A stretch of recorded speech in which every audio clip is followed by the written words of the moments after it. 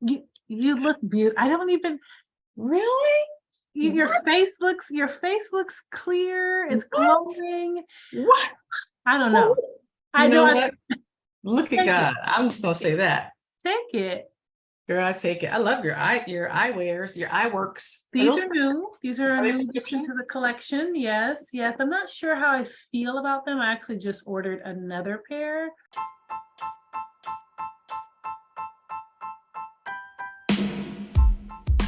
Hey y'all, it's me, your favorite friend and host, Kiana, and you are listening to Chats with Friends, the show where we talk about all things life, love, relationships, healing, all of the things. And thank you so much for stopping by.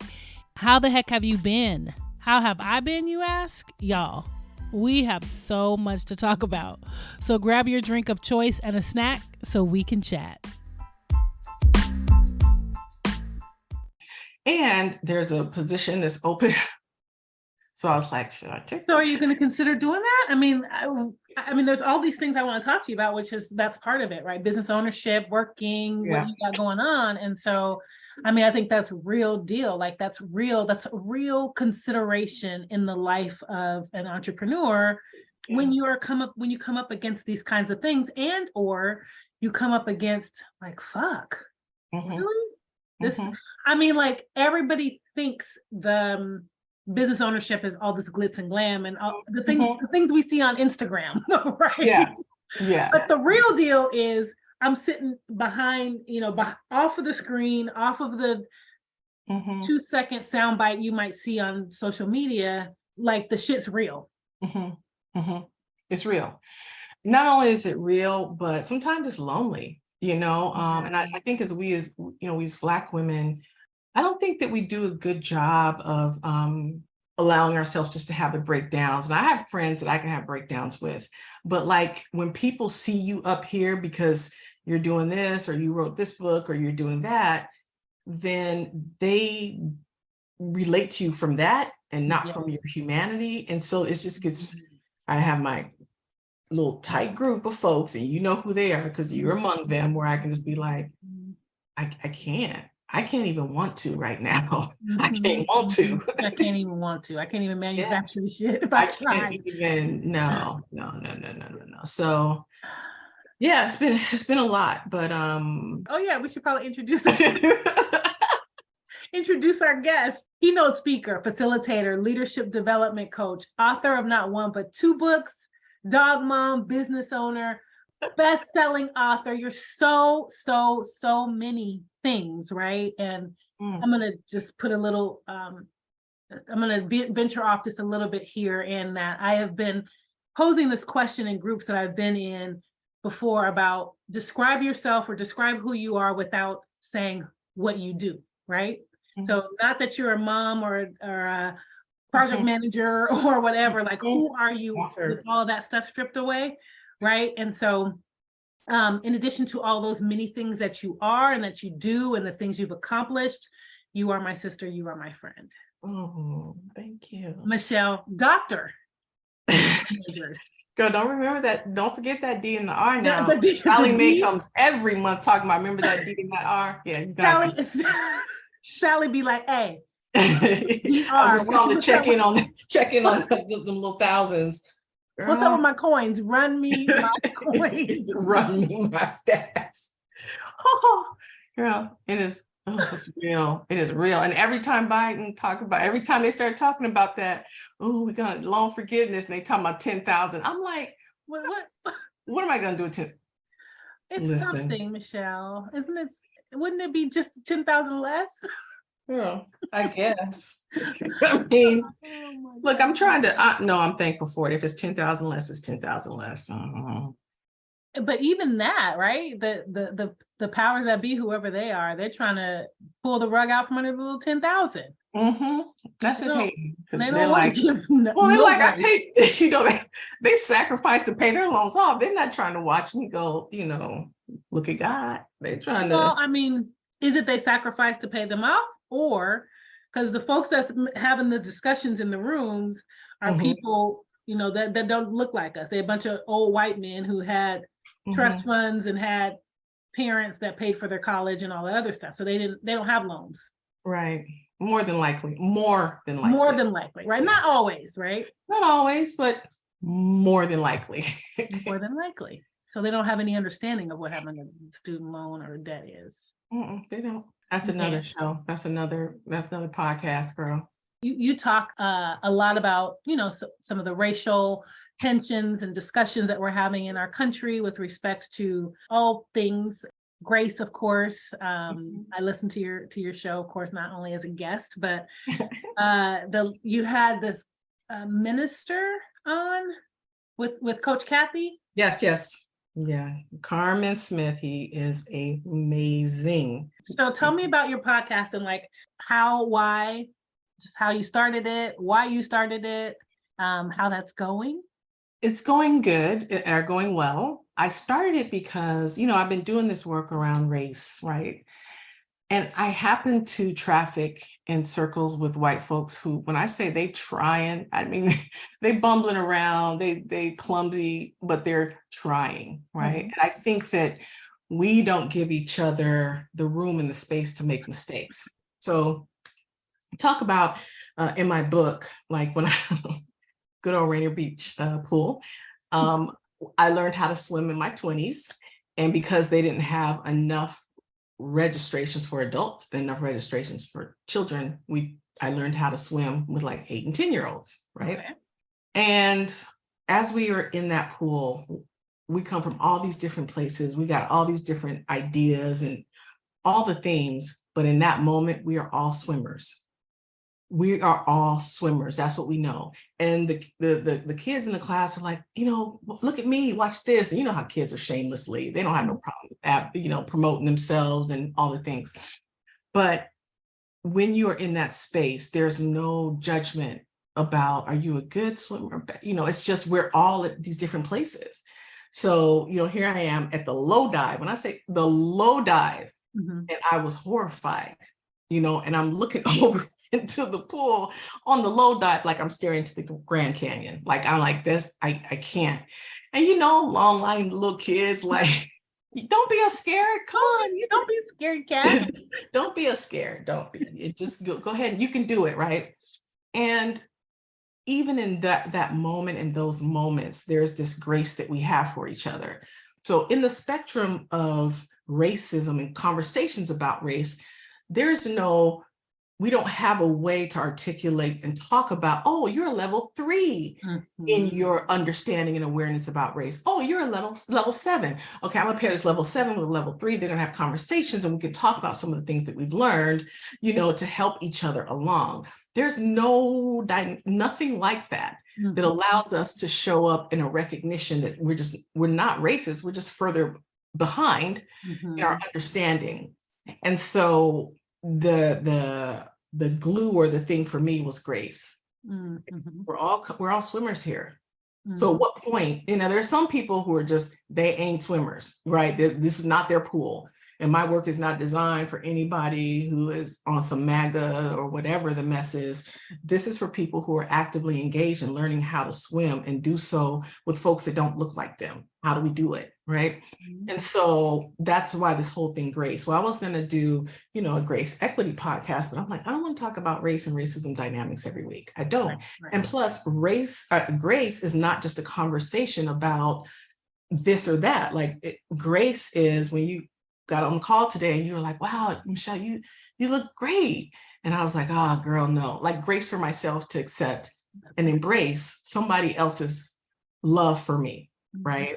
And so there's so many different levels of grace that we need to call in and bring in. Black women, get in here. Okay. Dog mom. So I don't know if I told you. So I told you that I rehomed Goldie, right? Why? I did tell you that because of that. I mean, not because of that, but it is a lot being a dog mom. It is a lot. And I don't think, but I know that I didn't quite orient myself around the realities of the similarities in what being a dog mom was as it relates to being a mom, period. Like a puppy specifically very much resembles a newborn or a toddler or just a baby, like in the very literal sense. And I don't know if I really understood the magnitude of that or what that meant or looked like. It looked cute on Instagram. And, and I thought that I had done, I mean, I was down to the internet doing all the research that I thought I needed to do about owning a puppy. And even though there was some references to, the similarities, I don't know that I actually really absorbed it in the way that I should have or could have, in that it really is. And very much like you're saying, right? Like your partner's not there, so you are having to tend to your babies because your babies have needs right now, and they don't give a damn about a podcast or a Zoom. Right? They don't. They don't. Like, we want what we want right now. And and so not having a partner for me, I felt like I was a single parent. I was just like, this is a lot. Listen, I get up, the idea of ever getting up later than 7:30 is, I get up. So, Black women, we need to have grace for each other, as well. Like, we got to get our grace game up, because we just haven't learned to hold space for each other in a way that's, of course you have close friends. I have some close friends, but I'm talking collectively, right? There's just this inherent biting and all the things, right? Where do you think that comes from? I mean, what do you have any clue as to where that comes from and why we don't hold the space for each other, specifically Black women? Well, everything for me comes from white supremacy. So why are we overweight? White supremacy and economics and food deserts. Or why are we jealous of each other? Economics and white supremacy that says, hey, there's one mic, right? There's only one mic. So if you want your needs heard, you got to fight for that mic, right? There's only a limited amount of whatever it is. So we have to fight for that. Also, there's some, from a hetero perspective, there's just competition for men. We had this conversation one day that they said, do women dress, when you go to the club or your party, whatever you're doing, are you dressing up for a man or are you dressing up for a woman, right? Meaning, who are you trying to impress when you dress up? Just think about, like, when you got on your fly outfit. So the argument was, are you thinking deep down that you're going to be the baddest chick right? Because in order to be that, then that means there has to be some recognition of other women in the space, right? So that's kind of this competitiveness as it relates to, from a hetero perspective, of course, relates to men and a shortage of men, and so you're competing against other women for the attention of, right? So there's just all these weird dynamics. I think that's where it comes from.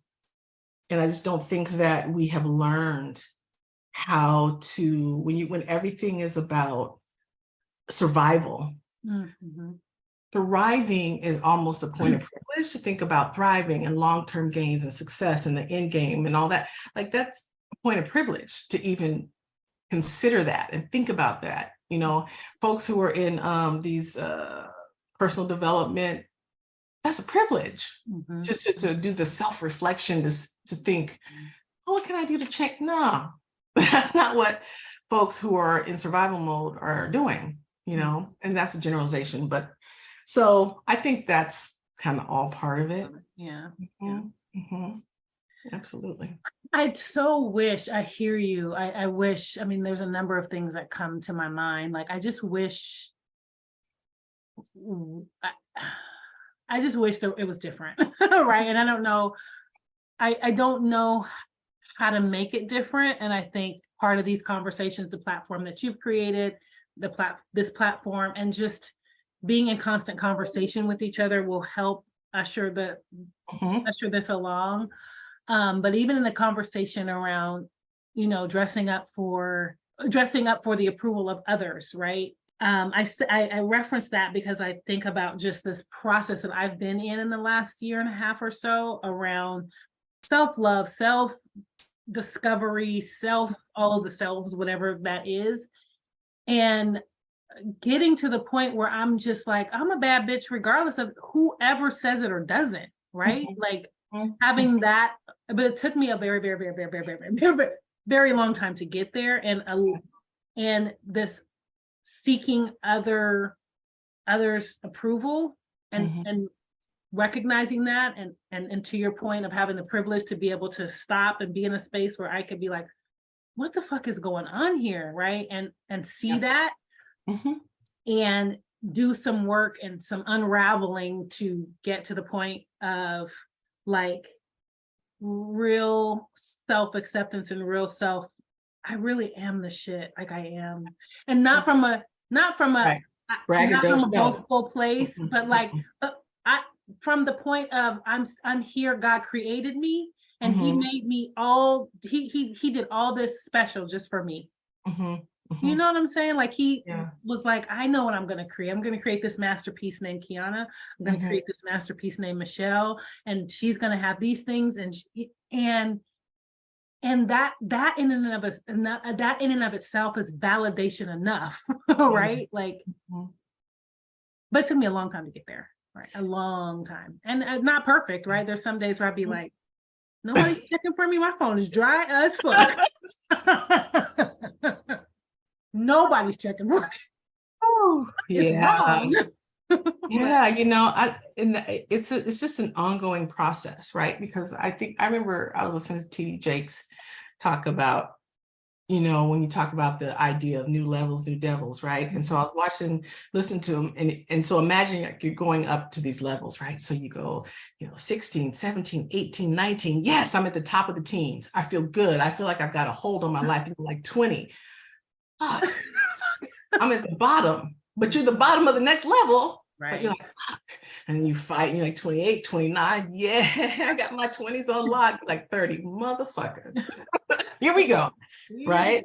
Yeah. So I think it's it's just a matter of understanding the ebb and flow. And I think I really need to get away from not over planning, but I'll create a vision, right? So I got these things going. Now, when I first thought of Grace and Grace Equity in this book and this online platform and all the things, it was so inspiring. And somewhere along the way, it started to become a burden, right? Like, okay, what shifted? Where it went from this always excited, like, what am I going to do? A podcast? I'll do a course on this. Or what happened, right? And I think just a lot of times we forget that we created it. We forget that we chose it. And when it gets hard, it's like, now this thing is doing this to me, this burden of having to basically stay the course and stay on purpose, right? So yeah, I think we just have, and I said this on another podcast, I think we have a really, especially as Black women, we have a really not good relationship to freedom. We don't do freedom well. Yeah. You guys talked about that in that last episode with that. Yeah. And like, and us turning our nose up at that is our own sort of, for lack of a better word, jealousy that you get to show up and be free, and I haven't chosen that, right, or get the opportunity to do that or whatever, right. And that's how it looks. Yeah. And here comes white supremacy again, but you can't control people who are free. Right. And that's why people struggle, because we are under this, we have to control it as parents. We got to control it. We have to be able to know what's going to happen and know, right? So I think that need to control is what does not allow us to be free. That's right. And then when we look at somebody else who's free, I mean, I'm sorry, this trans sister, and just speaking her truth. And, she was, I mean, it was like real, like it was real, like she told about, she shared this on YouTube. So I'm not saying anything that isn't out there, but she shared about being behind the scenes with the pastor, right? Because I got something that he can't admit that he wants, so he got to hide it. But like, had the nerve to call me up for a altar call, like come heal the sin and hate the sinner, love the. So Pastor, I'm gonna need you to step out of the pulpit and come down right with the rest of us. Right. Wow. And so it's just really, really interesting. It's really interesting. So I'm like, well, what does freedom look like for me? And so I'm in that process right now of like, whoa, what does that look like for me? And when I think about it, like my body gets lighter. My body gets lighter, and I got this, I was talking earlier today to this guy who he's a plant-based nutritionist, doctor for, just this whole thing is around the power of being plant-based. And so I saw him on YouTube, I set up an appointment. And then so I had a conversation with him today, and he was just breaking down all the things our body does to try to bring back to balance all the fuckery that we do to it, right? And it's just constant trying to, and so he was saying that, what do you crave? And I was like, yeah, I crave, in the morning I crave salt. And he was just talking about, what salt means, when, what it does. And even he was like crunchy snacks, when you crave crunchy snacks, it's your body, like you're trying to chew and kind of the energy of trying to chew. And because a lot of times we bite down on our jaw. So you're trying to get and I realize I crave crunchy snacks when I'm just like in this place of frustration or overwhelm. So I'm going to start, he's going to make me a meal plan, girl. Cause I can't, I don't appreciate so many different noises coming out. No, what is that? Where is that? Oh, girl, my knee. Girl. Like, yeah, we're not doing that. Girl, I would be brushing my teeth and I'm like, how did I dislocate my whole hip? Brushing my teeth. Right. Exactly. How? Yeah. But I think this is just a time right now for me anyway, a time of like where I'm operating from choice, where I must be like, what do I choose? I want to choose every aspect of my life. And I'm not about trying to wait on people to figure out who I am. I'm not like, if you're not a bonus, like you can't be an add-on. You have to be a bonus. You have to take me into worlds, into thoughts, into ideas, into places I just don't think about. Like you have to be a bonus. And so you said you're in that process now. So you've created all these amazing things, right? And I would assume, per what you just said about like being in this place, having this vision and saying, I'm going to do this, I'm going to create this book, I'm going to, start this podcast. And those are amazing feats to have accomplished, right? Education-wise, authored 2 books, have this, podcast. In choice, in this phase that you're in now, what does choice look like for you going forward, specifically around work? Now, I know you and I talk about, we'll have these diatribes going back and forth about, I had to deal with too many white people today, or, just the white people are white peopling, right? Which can be exhausting in the space and the type of work that we do. And so, I don't know if you want to consider that, but just curious as to when you're looking at your work, does choice look like continuing what you've building on what you've already built on, or shifting in a different direction perhaps? Or it's so interesting because real choice is just that. So it can be something different tomorrow. Like choosing is this freedom to get new information and make another choice, right? I've been thinking about 2024 doing this work around race equity. If we have to utter the words President DeSantis, this work is over. Like there's not going to be any DEI consultants running around here. No. Right. So I'm thinking about my long game and going, well, what do I want to do now that I can set up for, that can be a quick pivot if I have to do something else? And the work that I'm talking about, all things grace, it's grace in how we communicate in the organization. It's grace in how the choices that we make when aren't, when someone does something wrong, right? Are we a restorative organization or a punitive one? That doesn't have to do with race. I mean, it doesn't have to. It does a lot, but it doesn't have to, right? So I'm thinking those are the type of things I'm thinking about. Yeah, I haven't quite put my finger on it, but because I am doing well and I'm, just praise God, I'm just doing well and I'm comfortable. And if I choose tomorrow to just, I think I'm just going to clear my schedule because I can't. You can do that. I can totally do it. And my clients be like, yes, please. Black woman tells you she's exhausted from helping you and your staff member. Okay. I love that. I love that they see that and they, yeah. Well, that's part of choice. Because if I have a client that doesn't, I told you about Black bitch, right? When the guy called me. No. Yeah. He uttered the word Black bitch. It was a few years ago. And I was talking to this guy. He was referred to me as the person who's kind of heading up the DEI stuff. Oh, right? great. So it was a conference call, not a Zoom call. And so I was on the phone and we said, we kind of bumped up. I kind of pushed him a little bit and he got a little snarky. You could tell when people, don't feel like they appreciate you telling them like, I don't know, truth. And so we had but I'm always in this place of like, Grace, I get it. He's reacted. That don't have nothing to do with me. He's reacted because when he was 8, somebody, that has nothing to do with me. I get it. So I just held my space and grace and challenged him. And I wouldn't back down and, got kind of, I thought towards the end, it was kind of unsticky. So there were 3 people in a conference room and then 2 of us were remote. And I get off. 2 people in the conference room said they had to go. So it was me and him towards the end. And I was like, okay, have a great day. I had my iPod still. So I was trying to turn them off. And when I got off, this dude literally said, bitch. He thought you had hung up. Yeah. So I say, still here.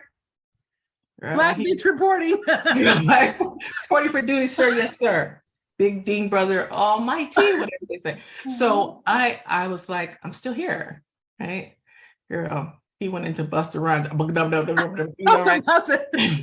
He did not know what to say. And so it became a real thing because I had to then go back to my ED because he was a board member. So then I had to go back to my ED and say, hey, listen, this is what just happened. Oh my God, I'm mortified. Oh my God. I don't even know how to process this right now. Just let me figure this out and I'll deal with, I don't even know what to say. I'll call you back. Calls me back and she said, okay, I'm getting ready to call him, but are you sure that's what he said? Whoa. Michelle, I'm going to go. Now, in a perfect non-racist world, what she was saying is, I'm about to go to bat for you, right? It could have been interpreted as, I'm about to go to bat for you.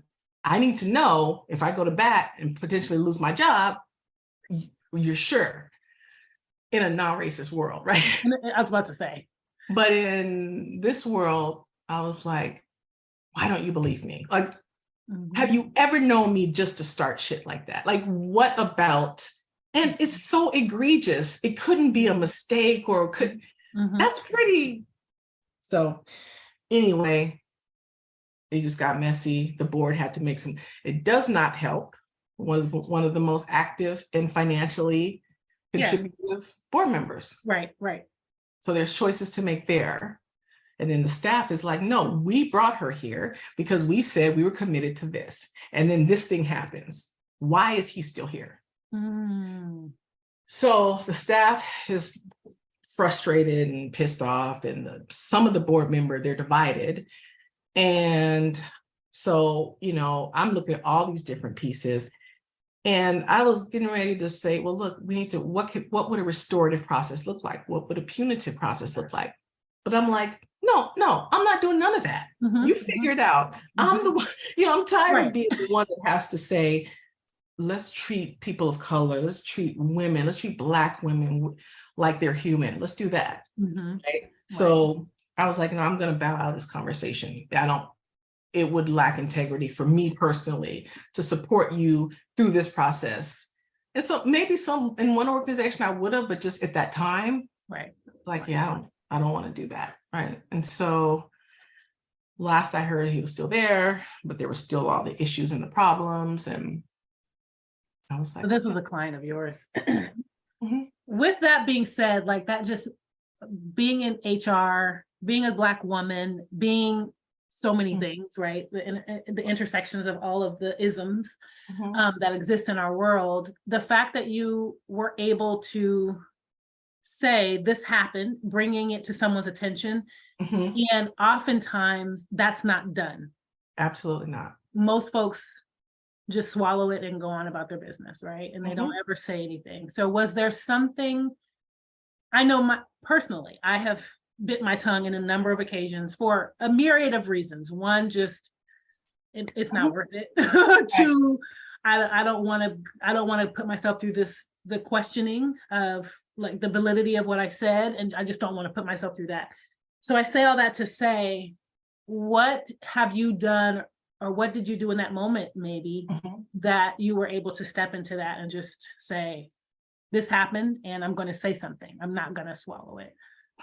You know, it goes back to freedom. I'm free. Okay. I am a free Black woman.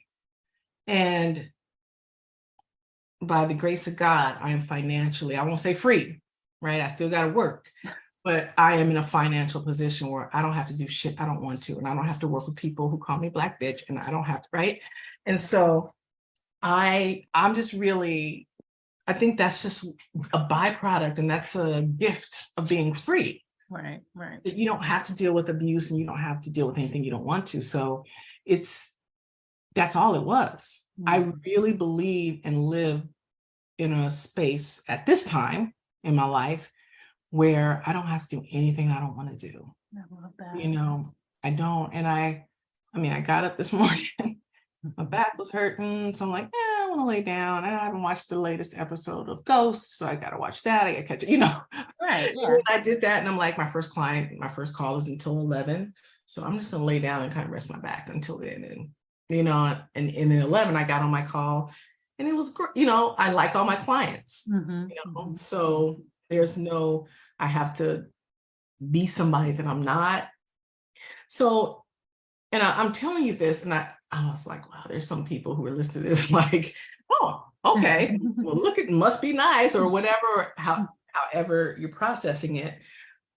And the reason why I am so hyper vigilant and protective of it is because for so long I didn't have it. That's right. And even as a young person in homelessness and moving here and doing there, when you don't have your own voice, you don't have a choice in where you live, what you say, you know, if you do express your opinion, that could make you lose your housing if somebody don't appreciate it. Like I was just silenced and just so boxed that I became ferociously protective of my independence and my freedom. Right. And so that's why, you know, having to work in Chicago, went through all this stuff, got my car repoed, had to get a job at like a gas station and wear the stupid red jersey and these. The gas station?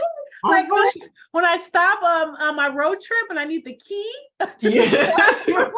Right. And I'm like, look at her pulling up, looking all free, driving.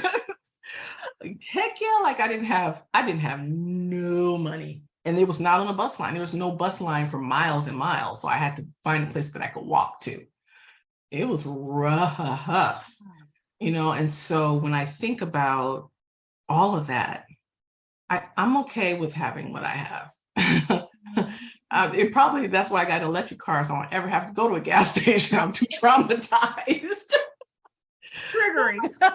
I get triggered every time I drive past the Arco or wherever. Chevron. Wow. I don't know if I knew that story that you worked at the gas station.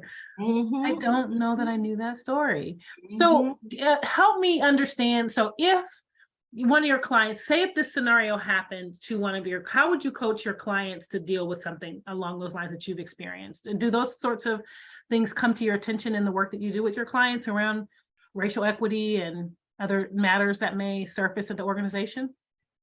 Yeah. I mean, you mean like past trauma stuff that Like, or if I, yeah, it comes up all the time. I had a client that she was a Filipina, and she, whenever people would argue, she would start crying. You know, she would, you know, and we later talked about it. And yeah, because when she was a kid and her parents would argue, she found out that when she starts crying, the attention goes to her and the argument stops. So me as the equity person, it feels argumentative when I'm saying, hey, okay, let's back it up a little bit.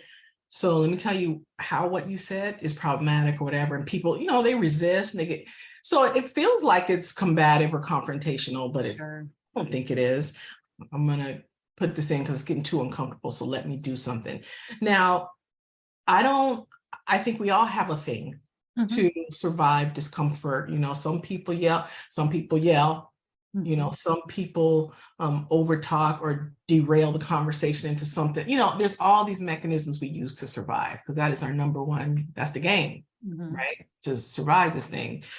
And so it's interesting. It's really interesting. I've started to understand, be able to read people's tells and understand now, being, again, homeless and all that stuff. One of the things, sometimes your hardest time is your greatest gift, right? Produces your greatest gifts. And one of them, I can read somebody. Oh, I can read somebody. You know, I can watch their body language. I'm very, right? So that helps me when I'm talking to someone and I see them, like their body shake or move, or oh, all of a sudden their back hurts when I talk about this one thing. I'm like, okay, stop right there. What's that thing? I just said this thing and I noticed you started doing that thing. Can you talk to me a little about what's going on with you, right? When I say these things. So we all have them though.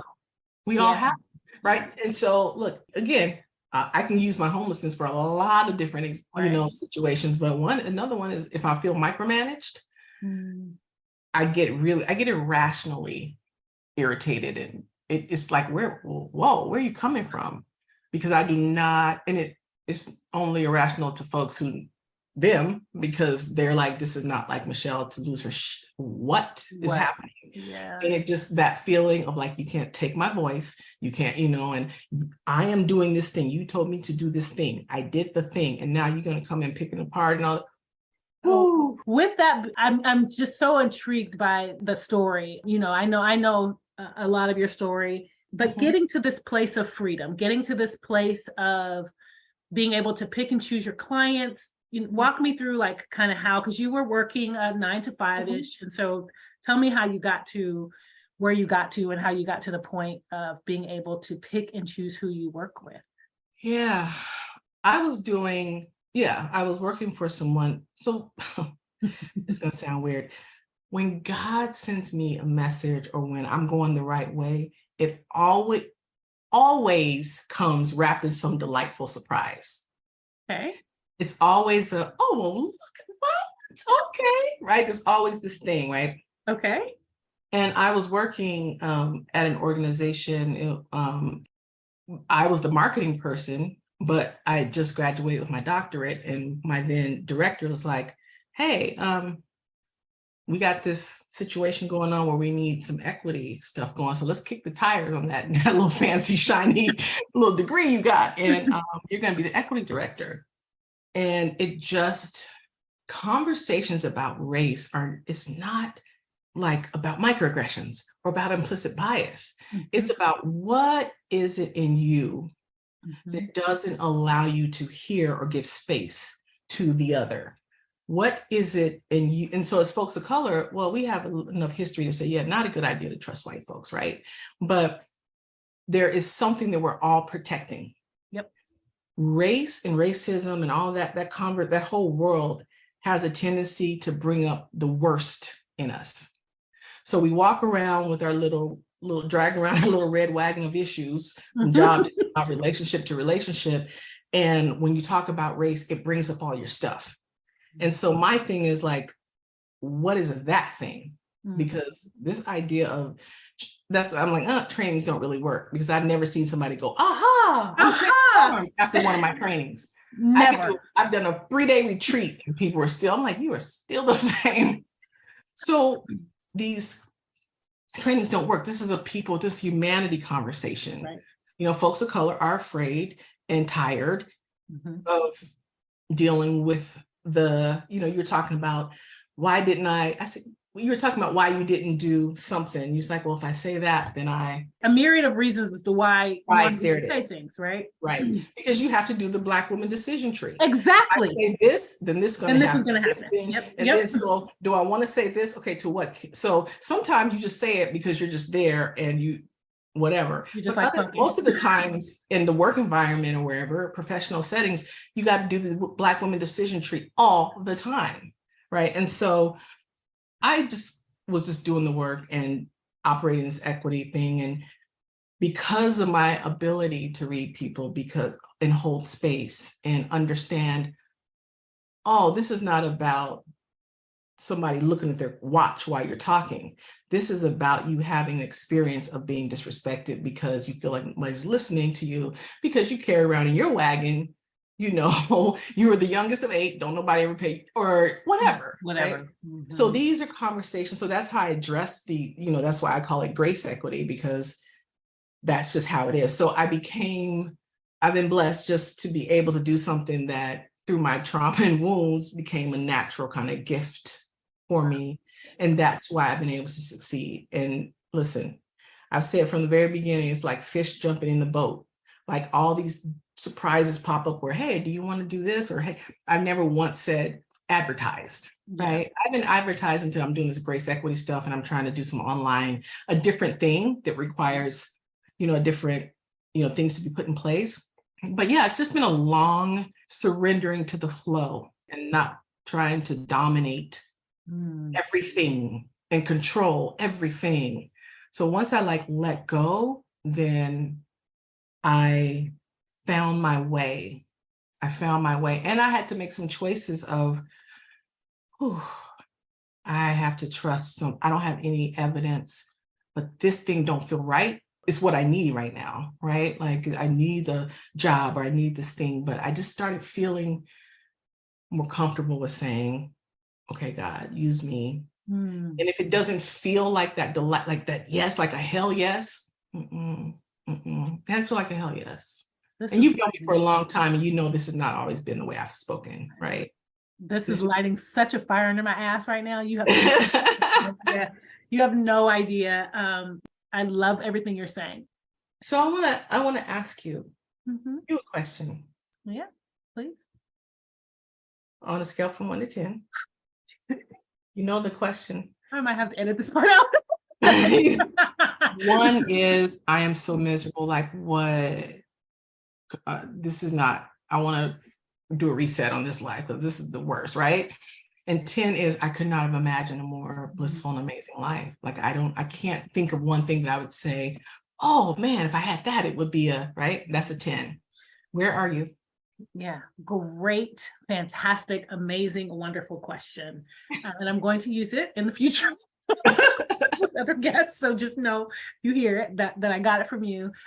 It's so interesting. Wait. It's 2 parts. Okay. What is the number? And do you know, not even if, are you going to do it, but do you even know what would take you to a 10? So 10. Yep. Okay. So what's the number first? Cool. So great question. I would say 7. Okay. Just sort of try to package up why I said 7.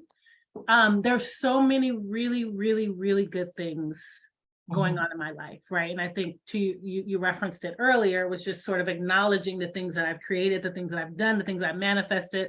And I think about, Michelle Brown is here, and we've talked a lot about like back in your apartment in that writing room, and just I think about where I was in my life, in my financially, just in my emotionally. I was fucked. I was in a really bad place in so many different areas of my life. And so looking at my life now and what I've created in my life now and the things that I said that I wanted, I've been able to create those things. And so sometimes when I get in my head and I start complaining about shit, I'm like, I have to remind myself what I've been able to create. I say a 7 because part of what I've created, I thought that's what I wanted, and it is now not what I want. And so when you're talking about freedom and choice and being able to be a yes and things feeling like a hell yes, like I'm choosing this, like I only want to be in relationships, romantic relationships, friendships, business relationships, etc., that are a hell yes. If I'm feeling some kind of, I don't want to choose those, right? I want to be in a space where I don't choose those, and I'm not there. So there are some areas, some relationships that I need to sever, because they are not a hell yes. And they were working.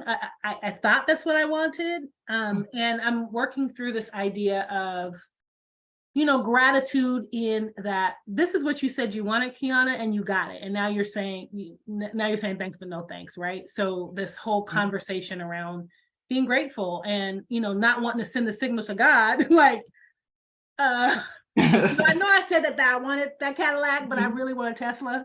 You know what I'm saying? So I feel like, and it's a space, me, we've had this conversation so many times. Well, I don't want to be having hot flashes. That's one thing. That's why it's a 7. Girl. It's unreal. It's unreal. But I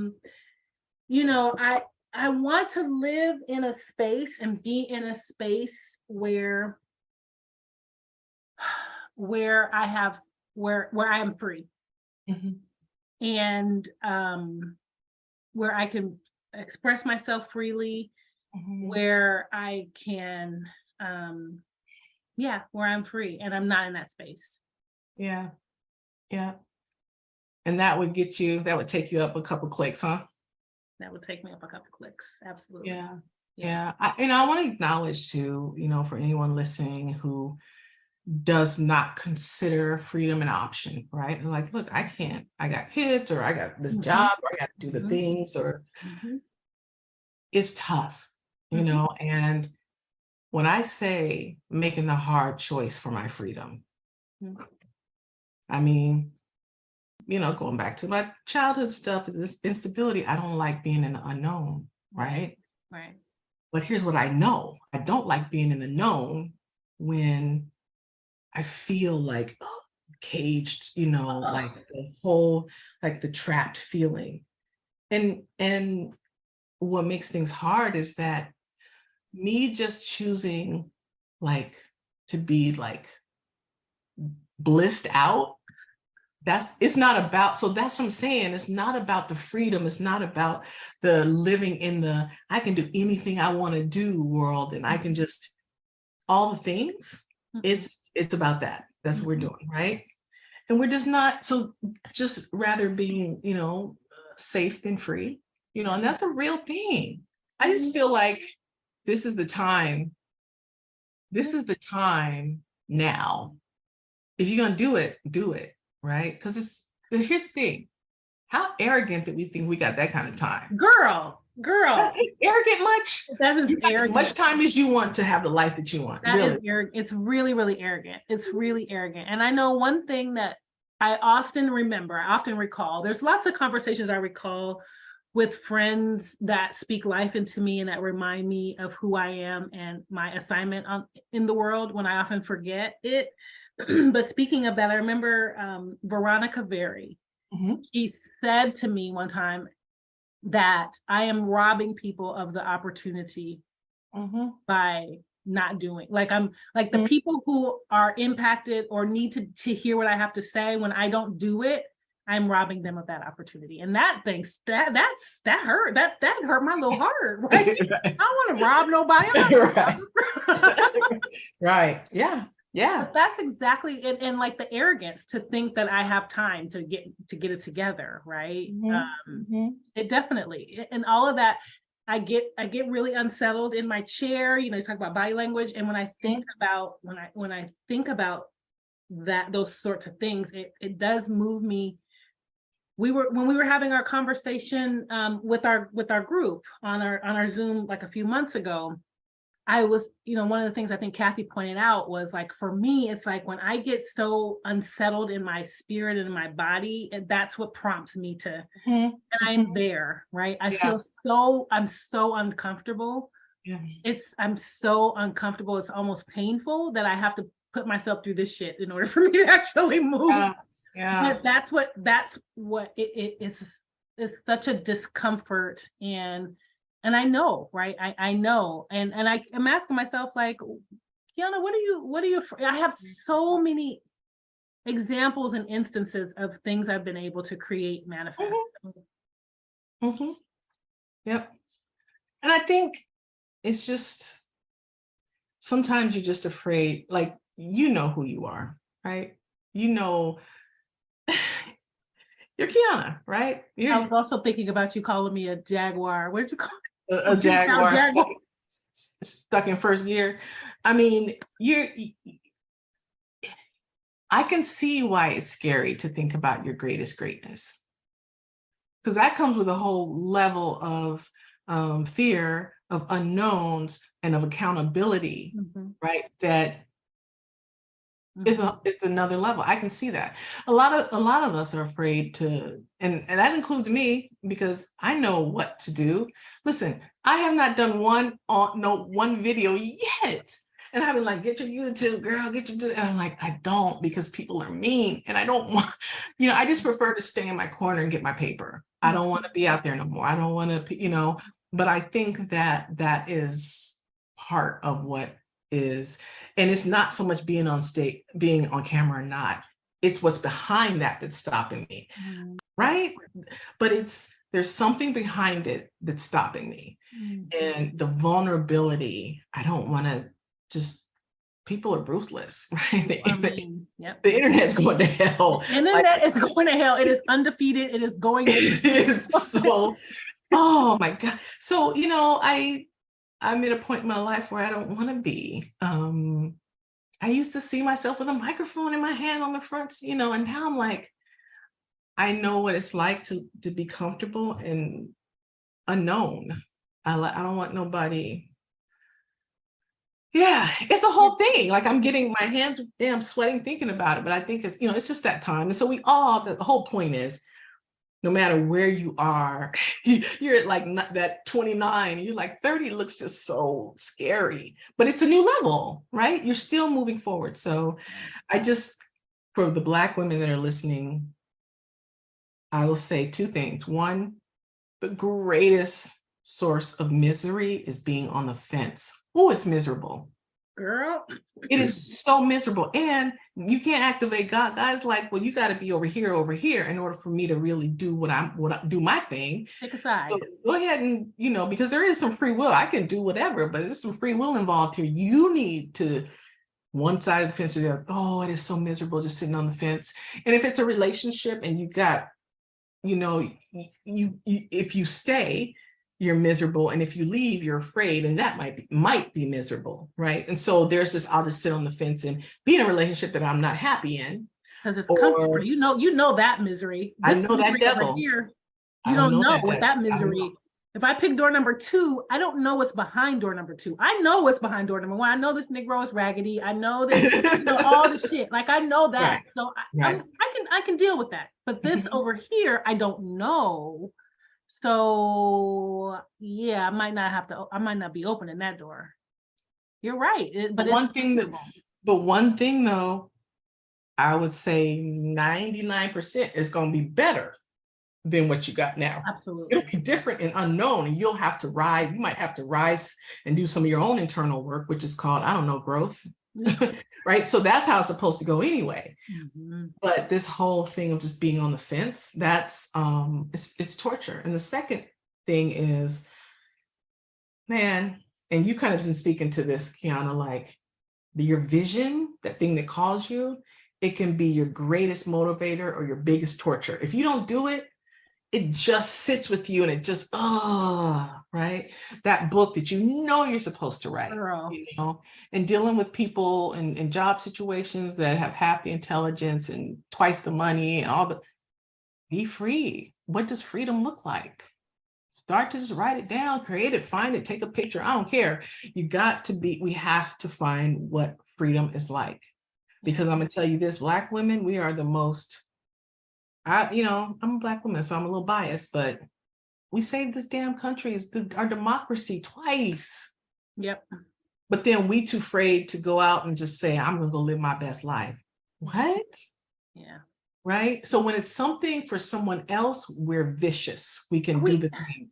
But if it's just for you, just because you love you and just because you want to be free, it's like, I gotta twist your arm to love yourself, to love ourselves. Yeah, we definitely have some work to do. So, Mhm. and I mean, even in that, like, I'm listening to you and I'm like, yeah. And for those that are listening, right, it's like, we know what to do. We just have to do it. Mhm. And I've been checking myself against, like, Kiana, you don't need another book. You don't need another workshop. You don't Oh need another Lord. seminar. You don't need Oh Lord. you don't need any of No. those things you already know. All of us Put it to know. work. Put it on the court. Just Yeah. just get off the sidelines and get in the game, Yeah. right? And And it's not, and you're right. It's not that we don't know what to do. I just think we know what to do, but we're afraid to do it. yeah. I know everything to do. Look, I know I got to get into and shoot the video. I got to do this. I have a list. Yeah. And if I don't have a list, I have enough people around me who are doing the things that can say, okay, well, here's your list. Here's your list. Do Yeah. this list. Yep. Yeah. And it's nah. But So you it's know what? go ahead. Fear, one thing we also know Mhm. is fear is not real. It's Mhm. not Yeah. real. The things that we're afraid of, that we're anxious about, is shit that Mhm. hasn't even happened yet, or that isn't even it's something we have created in our head, a story we've created in our head based on something that happened in the past. So we're summing up what could be that's not even here yet. It's not even real. It hasn't even happened yet, based on something that happened before that's may or may not even be relevant to what it is that we think is going to be in the future. Mhm. The fear is it's not even real. And not only, I think part of why a lot of people are just miserable, right? Just we're sad and just kind of anxious all the time, right? And it's because, and I learned this at a course that I took. So the quality of your life right now is a function of what you see ahead of you, right? So imagine you leave house in the morning and your partner says, I need to talk to you when you get home. All day, right? Because what's ahead of you is something that you're dreading, right? Which is why statistically most people commit suicide on Mondays, right? Because ahead of you is something that you're like, I can't take it. So that's going to give you your way of being. If your partner says, hey, I got us a ticket to, it involves a flight. I packed all your clothes.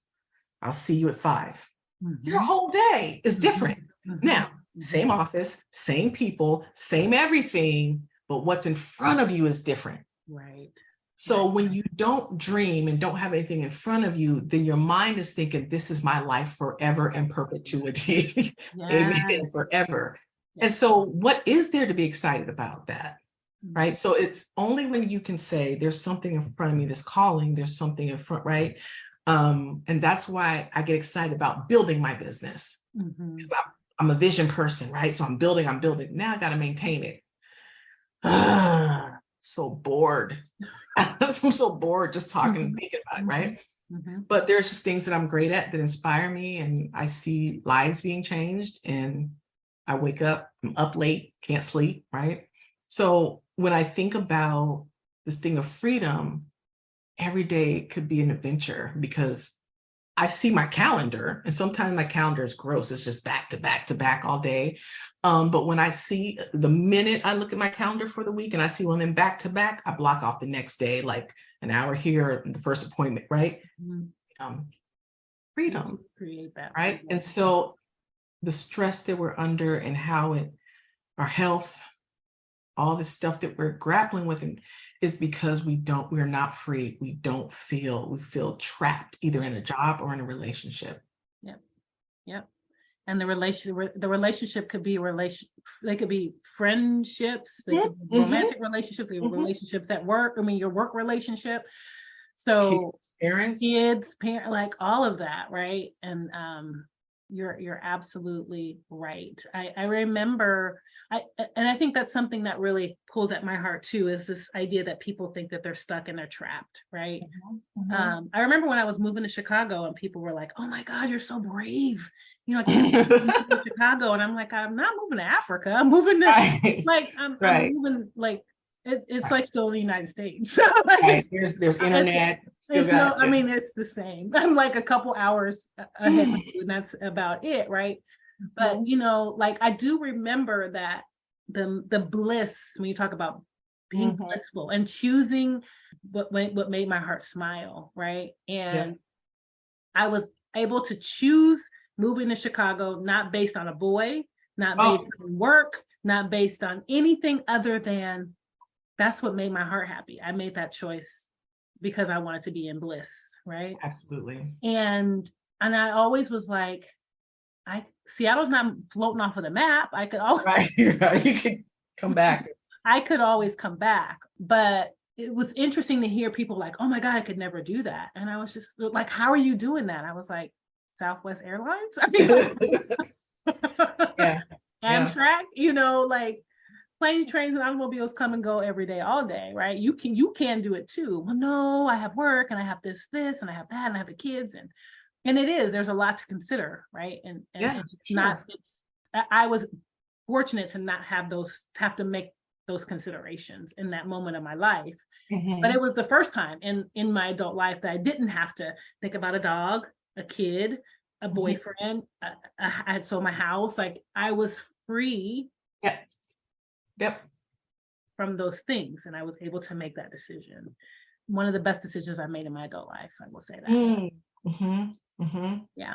Well, I think, you know, when I left Seattle the first time, I definitely always say I found myself in Chicago.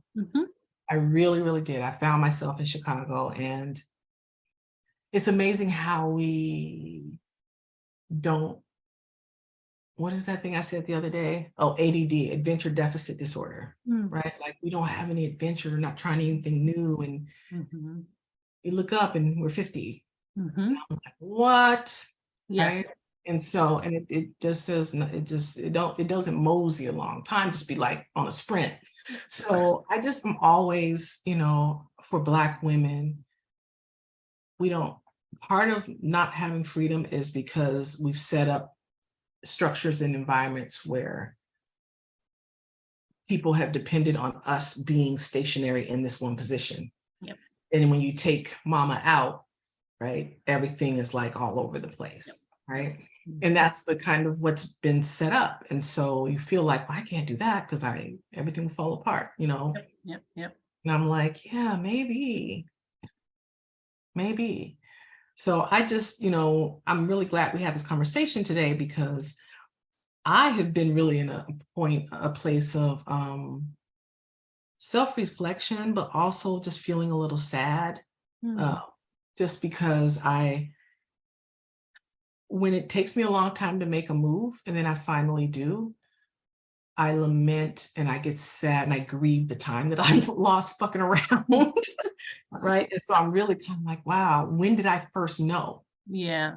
And when I go back to that time, I'm like, that's 1, 2, 3, carry the 4. How many years is that?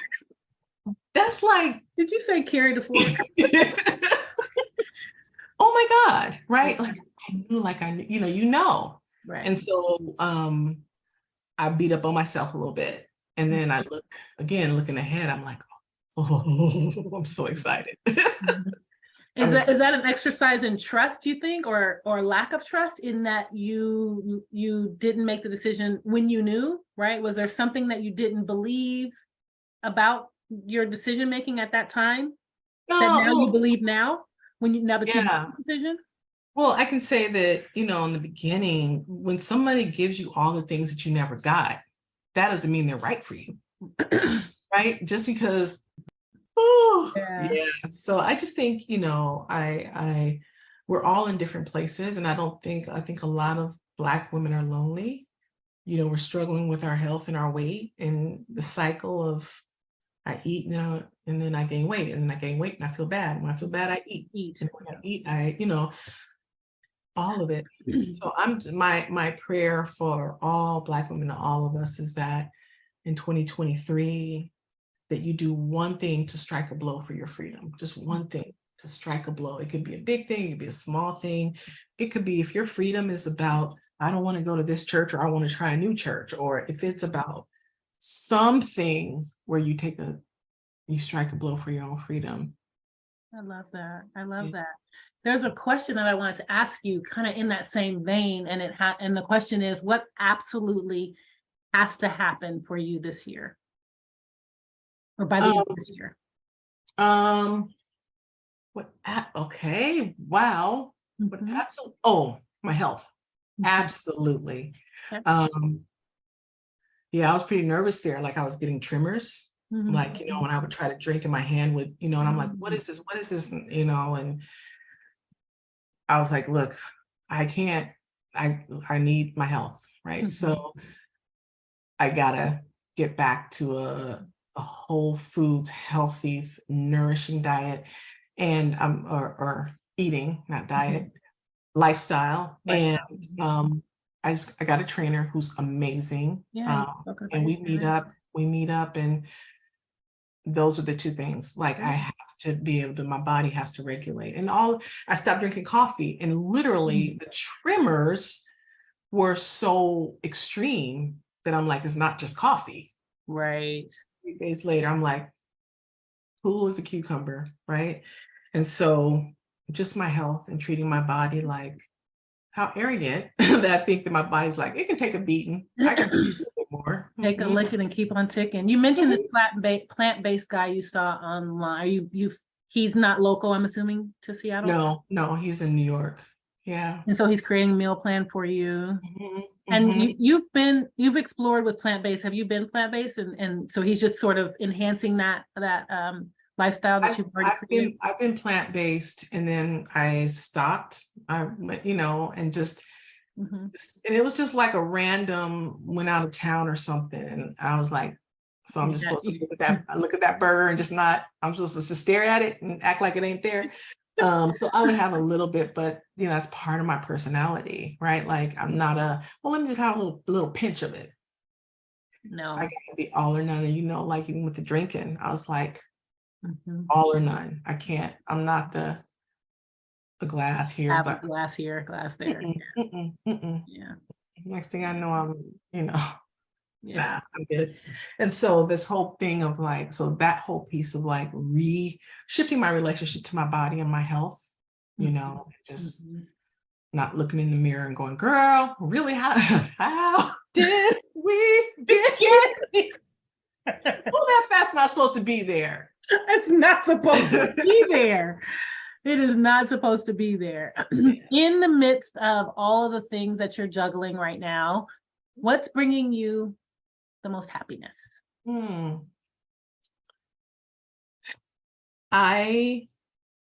So I'm an introvert. No. You've never known that. I know. Never. I've never blown you off for coffee. Never. So I am like a hyper introvert. And so my joy comes just me and my dogs and when nobody's in the house. Oh my God.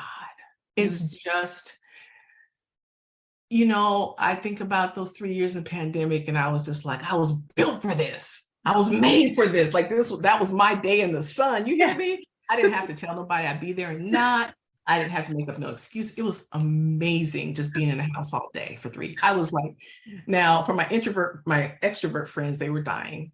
Yeah, Dying. I know you dying. Dead. And you were in another, like, right, you couldn't even go sit in somebody's yard and just talk across the yard like some people were doing. Just, I can't take it.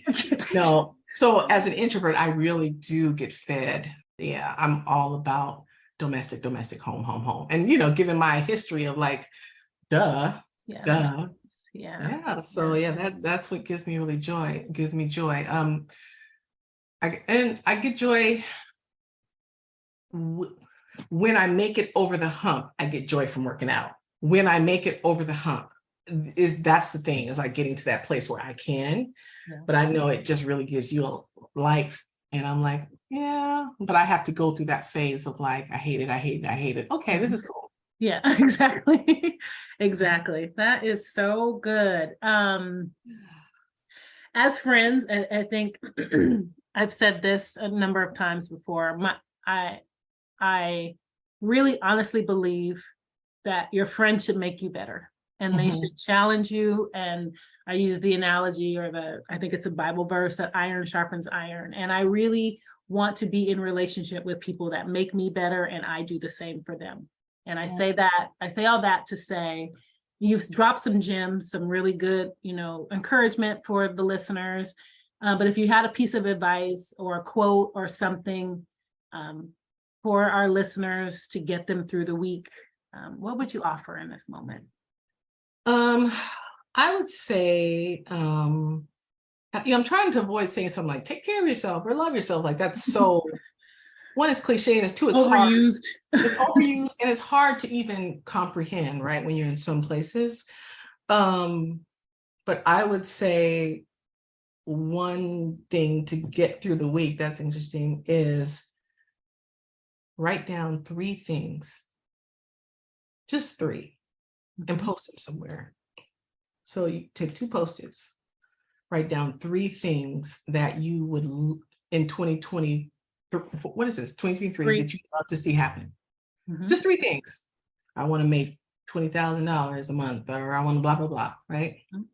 Then take another Post-it and write down 3 ways of being that you're going to have to be every day to get that person. So instead of focusing on the doing to get to those things, you're focusing on, who am I being today? That's right. Right. And so it could be, now, once you write those 3 things down, you say courageous, fearless, creative, and peaceful. Okay. Watch what I tell you.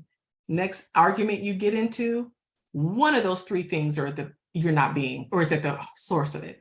Either you're not being fearless, like you got to name the thing and say the thing, right? One of those 3 things, or all 3, right? So me and Kiana are beefing, and I'm like, where can I be fearless with her?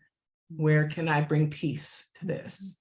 And where can I be creative, right? What is it that we don't see that maybe here's a third alternative for us, or a third way to talk about it, or another, right? I love that. I promise you, if you take that, post it everywhere, game changer. Love that. Yeah, for sure. That. I love that. And I think that's so helpful. It's something that I learned in, my time at Momentum, was this whole, the series of Be, Do, Have. And the world really focuses on the do and the have, right? And they there's very little conversation, very little emphasis on the being. It's all about the doing, right? And then it's, everybody on social media, everything is trying to sell you something about how you can have this and you can have that, and it's mostly around tangible stuff, right?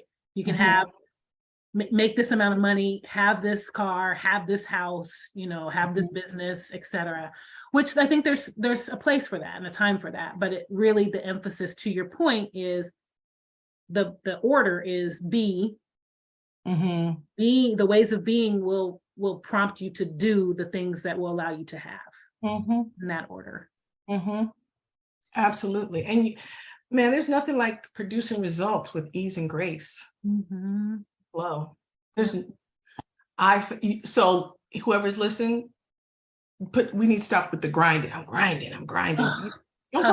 Hustle and grind. Hustle, grind, and sometimes, like, I grind, but it doesn't feel like a grind because I don't grind. I act in service of my vision, and it doesn't feel like work. It doesn't feel like a grind because I'm clear about what it is and I've chosen it, and right. But there's a lot of value placed in, like, I work till 4 o'clock in the morning. Beating yourself up and not taking care of yourself. We got to center ease and grace and flow, and it comes in a way where you're like, oh, well, damn, I didn't need to, blessing. So That's a blessing. That's beautiful. yeah. Thank you. Thank you so, so, so very much, Dr. Michelle Majors, for joining us on Chats with Friends, the podcast, chatting it up with our friends, dropping us gems, giving us nuggets to chew on this week, inspiring us, motivating us. Where can folks find out about you, what the work that you're doing, the services that you offer, the classes, all of the things? Yep. So you can find me at graceequity.com. I think I would just start there. And I'm in a place where I have my first Grace Equity 101 course. It is the prerequisite for any other thing you do with me. So the Grace Equity 101 that talks about the principles of how to bring grace and center it into our conversation, into our lives. And then we can talk about racism and all the other things in the BIPOC session and a white session. So of grace. So that's what I got going on right now. And I'm just trying to build those out. I am moving away from in-person consulting because, I like sitting on the beach doing this work. So that's my game plan. And go to graceequity.com. My books are there. Grace Equity, Reimagining Equity in the Workplace is my latest book. And that's and Trust the Process was your first book? My first book is Trust the Process, Reflections of a Nonprofit Race Equity Movement. So that's what I got going on. I really appreciate it. Can I just say, Kiana? You can. That the space that you bring, the space that you are is so life-giving, right? Your energy, your natural energy. And even when we've had moments and we are both like, what you got? I ain't got shit. What you got? I ain't got nothing. Oh, okay, well, let's just sit here. From nothing. Oh, God. And so I just want to say that, reiterate what whoever said, Coach Kathy was like, yeah, you're robbing the world of something that Veronica. Veronica, that's right. Nobody can Kiana, like you can't, there's only one of us to give this thing, right? So thank you for getting back here and actually getting back out here and doing your purposeful work and lighting the world up and bringing a good, funny, light message and love. Thank you so much. I appreciate that. I received that. I love you so, so very much. So good to see you again. Damn, that was a good show. We thank Dr. Michelle Majors so much for hanging out with us at Chats with Friends. And thank you for listening. We will see you next time. Until then, who loves you? Kiana Peaches does.